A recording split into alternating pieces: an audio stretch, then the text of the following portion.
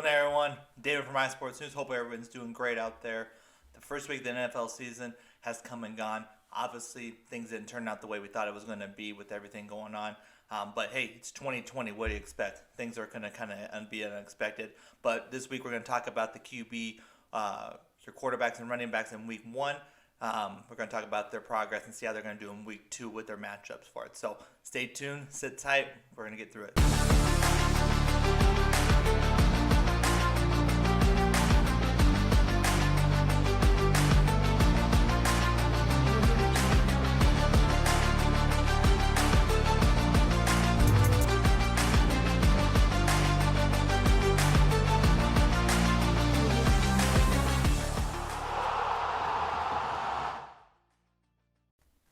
All right, so the week two matchup I have is Kyler Murray, first one on my list.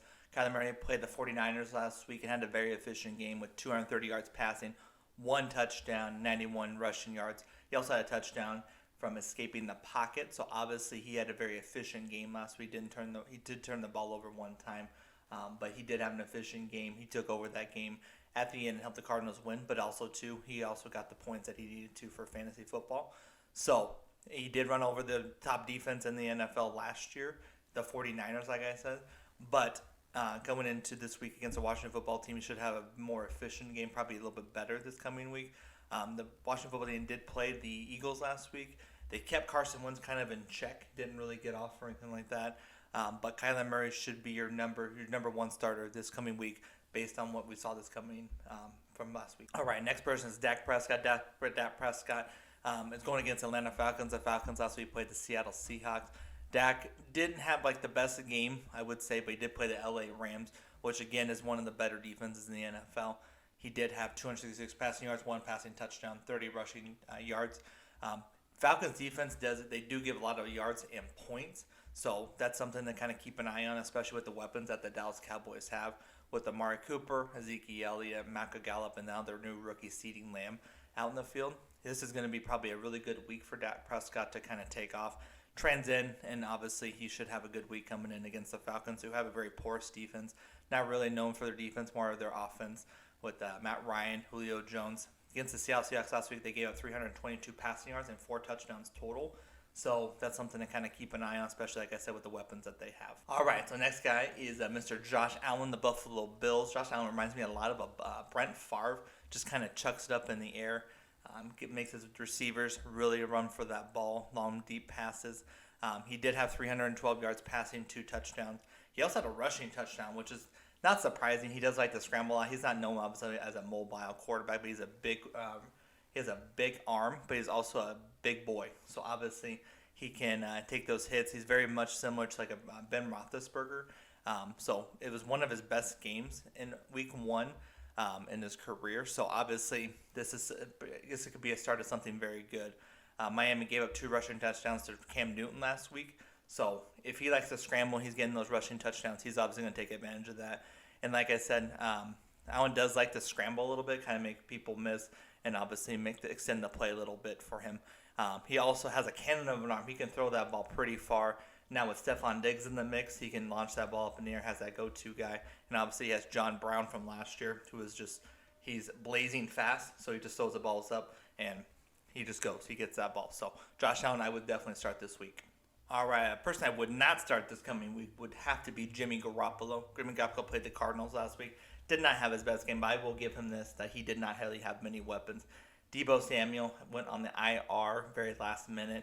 Brandon Ayuk, their first-round pick, did not play at all, obviously, too. So he was kind of limited on there. And on top of that, George Kittle got hurt in the game last week with the Cardinals. So in the second half, he really wasn't efficient. So it really was Jimmy G in the running game, just trying to figure out what's the best balance, because the running backs were the ones that were getting the receiving yards. He did not, like I said, didn't have any receivers. He will not have any receivers this week, Deebo Samuel. And now with George Kittle being out, it's really going to be difficult with him having to find people to make those points up. They pass the ball, get those passing yards, and those touchdowns. Week one, like I said, 259 yards, 2 touchdowns. Not really an impressive week for Jimmy G. But again, like I said, it was kind of limited on that. Jets did not do well against the Bills, but really, like I said, it comes down to the weapons that the 49ers have.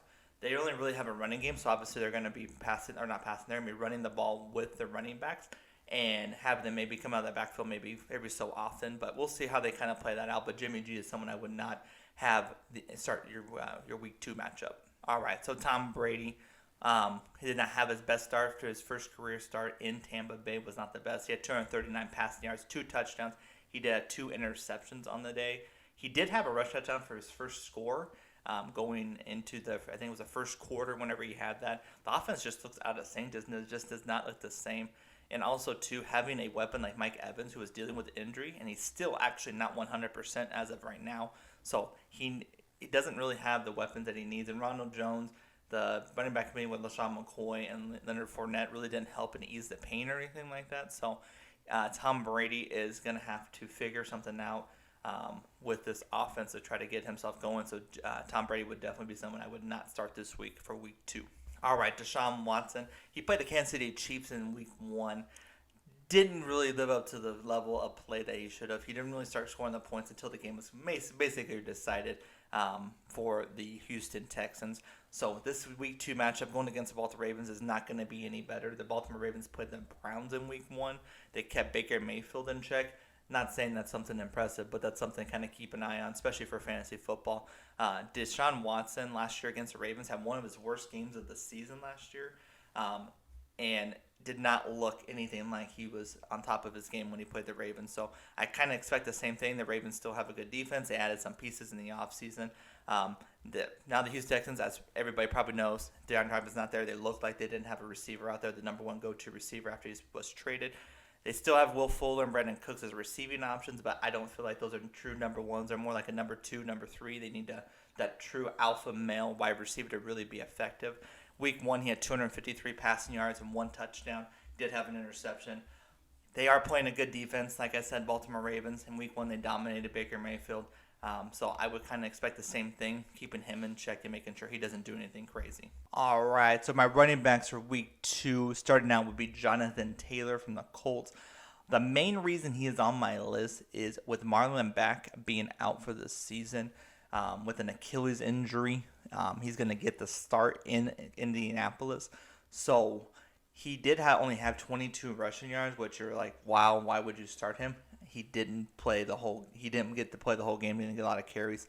But he did have 6 catches for 67 yards. So obviously, looking at the offense, he looks like he's going to be coming out of the backfield a little bit, kind of that versatile hybrid back that can do a little bit of everything.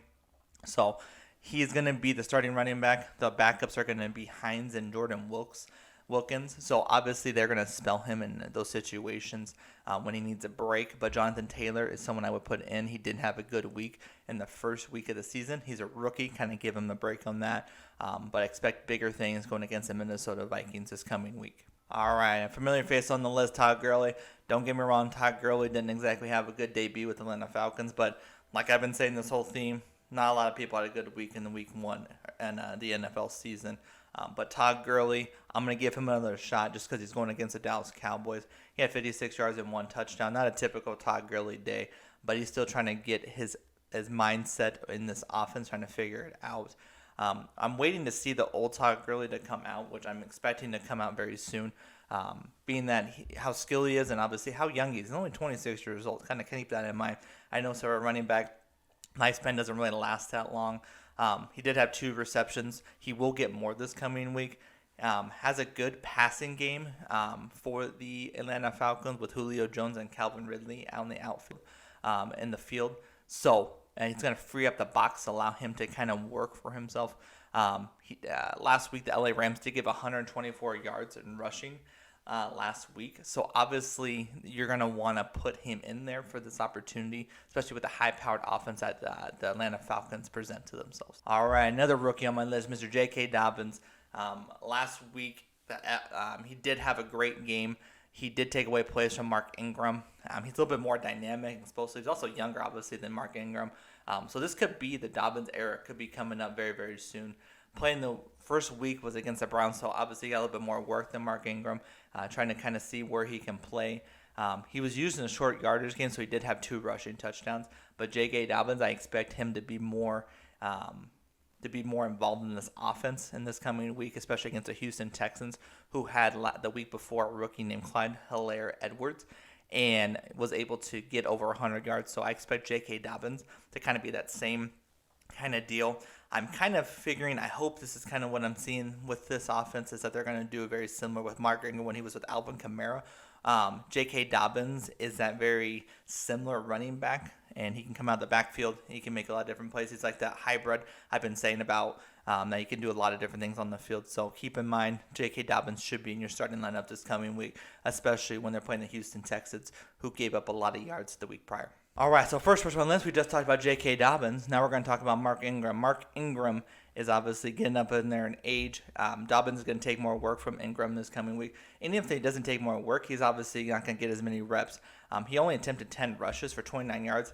I'll be honest, granted, the game was kind of out of hand, so obviously Mark Ingram didn't have to play the entire game. Get some J.K. Dobbins in there, get him some work, kind of see where he's at, try to get in the mold on the offense. But obviously that doesn't help fantasy football. So Mark Ingram is someone I would not put in. Did not have a single target in week one. Not much. He was not much of a receiving threat to begin with, but to kind of note that with J.K. Dobbins coming out of the backfield, he can be that kind of running back. So Mark Ingram mainly using goal line situations to get that short yardage gains. So if they don't get into the end zone, if they're throwing 30-yard bombs for touchdowns, that's obviously not an effective way for our Mark Ingram to get his points. So, and they're going against the Houston Texans. They did have a bad game against the running backs, but I feel Mark Ingram's not going to get as many opportunities and many carries as Mr. J.K. Dobbins. All right, so Melvin Gordon, he's going against the Pittsburgh Steelers. The Steelers held Mr. Saquon Barkley in check last week on Monday Night Football. He only had that defense for the Pittsburgh Steelers defense allowed Saquon Barkley only have 15 attempts, but he only rushed for 6 yards. 6 yards. I have not seen single digits for Saquon Barkley in a very long time. So to be able to hold him in check, especially with a dynamic running back like that, I can only expect the same thing with Melvin Gordon. Melvin Gordon did have a great week the week prior with 78 yards rushing, 1 touchdown, 3 receptions for only 8 yards. He did have to split some time with Phillip Lindsay, so that's obviously going to take some away from some carries. Ronnie Freeman did come in and kind of spell them every once in a while, but he's mainly used as a run blocker for passing protection. But anyways, Melvin Gordon, I would not put him in your starting line, especially going against this very stingy and hard defense for the Pittsburgh Steelers. All right, so Mr. Ronald Jones II, the Tampa Bay Buccaneers. Again, he didn't have a terrible week, but the Carolina Panthers, not necessarily a good defense, but overall the Tampa Bay Buccaneers really do not have a good running game to begin with. He had 17 attempts with 66 yards rushing. He had no touchdowns. He had 2 receptions for 16 yards. He had 3 targets last week in his week 1 matchup. The Buccaneers are still trying to figure out the offense, trying to figure out who they are, they identify. With all the weapons that they have, I've said this before, Chris Godwin, they have Rob Gronkowski, and Mike Evans. Where does the running back kind of fit into there? Bruce Arians' offense has never been about the running back. He's always been about passing the ball, the passing attacks, going deep, different things like that. So obviously Ronald Jones II can take a back seat, especially with 2 other good running backs behind him with LaShawn McCoy. LaShawn McCoy is not the same running back. I know that, but he will take some carries away, kind of maybe towards the end of the season, mid-season, kind of whenever he needs to get spelled. And they also have Leonard Fournette that just signed off from the Jacksonville Jaguars. So Ronald Jones II is not someone I would put in necessarily this coming week against the Carolina Panthers. Thank you so much for tuning in. The quarterback and running back position is very critical. Want to make sure you have that right start and sit. So hopefully you enjoyed the video. If you did, please subscribe to the YouTube channel. Follow me on Twitter, Instagram, Facebook. Like us on there. Otherwise, I'll catch you on the next one for Week 3 matchups for you, for your fantasy football team. Take care, everyone.